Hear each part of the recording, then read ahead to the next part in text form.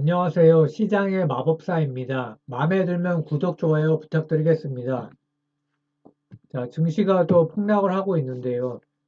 오늘 스터디할 종목은 TKG 애강이라는 회사입니다. 90년에 설립했고, 배관제 제조 판매 기업이고요.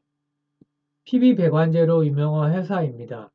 아파트뿐만 아니라 일반 주택까지 채택이 늘어나고 있고, 사용 범위도 급수용에서 난방용까지 확대되고 있고요.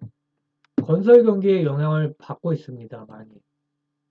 아파트 및 일반 주택 건설 분야에 수요가 집중되고 있어서요. 그래서 PB 배관제 국내 1위 기업이고 소방용 CPVC 배관 선도 기업이고요.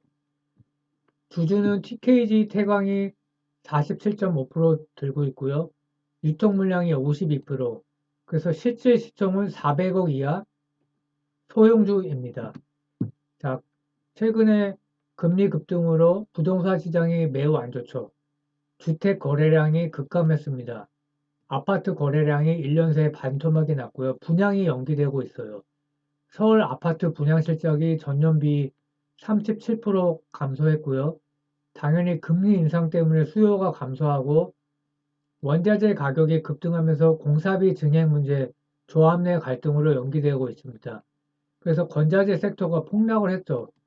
한샘이 2분기에 어닝 쇼크 나면서 분위기가 심상치 않았고요.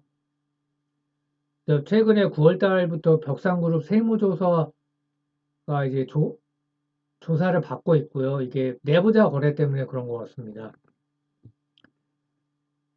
왜 그러면 TKG 애강을 조사하게 됐냐? 동향 파일이 급등을 하고 있습니다. 금요일에도 급등해서 했다가 밑거리 달고 있고 오늘도 급등하고 있습니다. 자, 극도로 싼 주가 아니냐? 그러면 주가 바닥 아니냐? 자, 올해 2분기부터 물가가 폭등했습니다. 그러면 내년 2분기 물가 역기조가 확실하고 왜냐면 미국 부동산도 하락하고 있기 때문에 그렇죠. 그러면 금리 인하 또는 금리 피크아웃이 아니냐. 그러면 건설 건자재 더 이상 나빠질 게 없다. 주가는 6개월 선행하니까 그래서 올라가는 거 아니냐. 이렇게 해석을 해봤고요. 시총이 657억인데 현금성 금융자산이 470억이다. 매우 싸다 이겁니다. 자, TKG 애강 오늘 스터디하는 종목인데요. 아이디어는 똑같습니다. 극도로 싼 주가 바닥 아니냐. 미국 부동산이 이미 하락하고 있습니다. 그러면 주거비가 하락하겠죠. CPI에서 주거비 비중이 30%인데 당연히 하락할 겁니다. 지금도 이미 CPI가 하락하고 있는데 컨센에 좀 미달해서 그게 문제인데 내년 2분기면은 물가 역기조가 확실합니다. 지금 이런 상황이거든요. 그러면 그 전에 컨센을 초과해서 CPI가 하락하면 좋죠. 그러면 금리 인하 또는 금리 최소한 피크아웃이 아니냐. 그러면 똑같습니다. 아이디어는. 주가는 선행하니까요. 시총이 725억인데요. 현금성 금융자산만 460억 정도 되고요. 투자 부동산이 또 있습니다. 그러면은 총 600억입니다. 지금 정말 저평가죠. 근데 심지어 반기 영업이익률이 8%, 흑자 기업인데요. 주가가 너무 가혹한 거 아니냐. 이게 개인적인 생각이고요. 회사 연간 실적을 보면 13년, 14년만 적자였고 영업이익률도 15년에 낮았지만 16년부터는 10% 전후를 유지하고 있고요. 특히 17년도부터 19년도까지는 15% 전후였으니까 굉장히 높았죠. 영업이익도 좋았고 안 좋아졌지만 67억, 55억.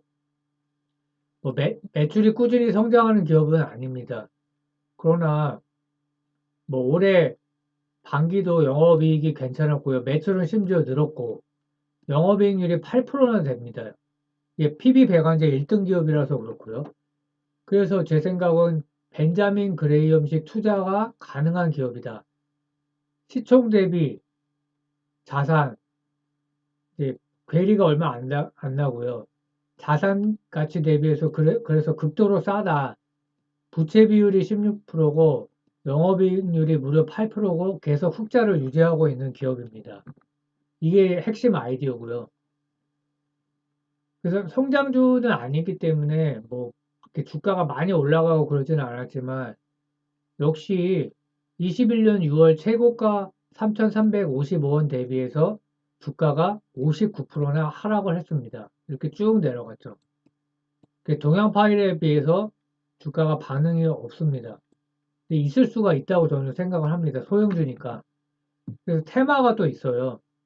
저번에 장마 때문에 뭐 모든 초중고교에 스프링클러 설치 의무화가 되면서 배관제 회사니까 이제 테마를 탔고요.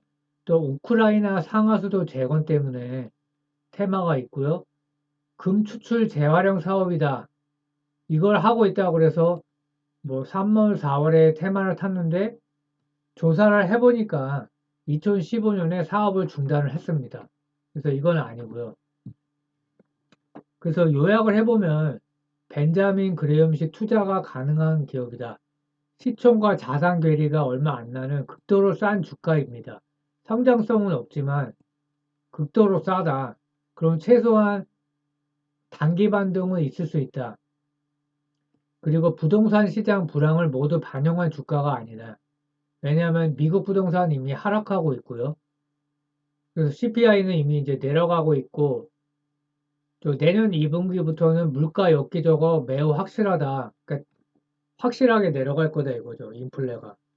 CPI가요. 그래서 금리 피크 아웃이 건자재 단기 랠리가 가능한 거 아니냐. 그리고 오늘 기사인데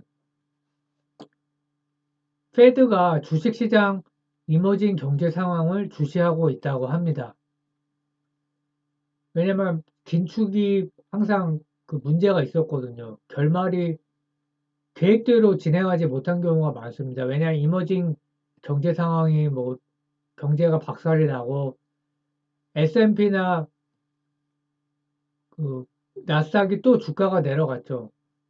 그래서 만약에 S&P가 3,600이 무너지게 되면 투매가 나올 수 있기 때문에 이렇게 되면은 긴축을 계속하기가 쉽지 않은 상황이 되고요. 연준 주요 인사들도 내년 신중한 금리 인상 가능성을 시사했고요. 그래서 에반스 연은 총재도 내년 3월까지 올리고 일시 중지해야 되는 거 아니냐. 긴축을 했는데 대공황이 일어나면 안 되겠죠. 그러면 진짜 난리가 나기 때문에 그래서 소형주 특성상 언제든지 급등 가능하다. 실질 시점은 게다가 400억 이하이다. 오늘도 주가가 밀리고 있지만 동양 파일이 어떤 그걸 암시를 줄 수도 있는 거죠. 물론 개인적인 생각입니다. 주가가 너무 떨어져서 뭐 저도 멘탈이 좋지 않은데 기다리는 게 인내하는 게 결국 실력입니다. 그래서 뭐 저는 한 80% 이상은 이제 다 왔다고 생각을 하고 조금만 더 버티면 올라가지 않을까 이렇게 개인적으로 생각을 해봅니다. 감사합니다. 마음에 들면 구독, 좋아요 부탁드리겠습니다.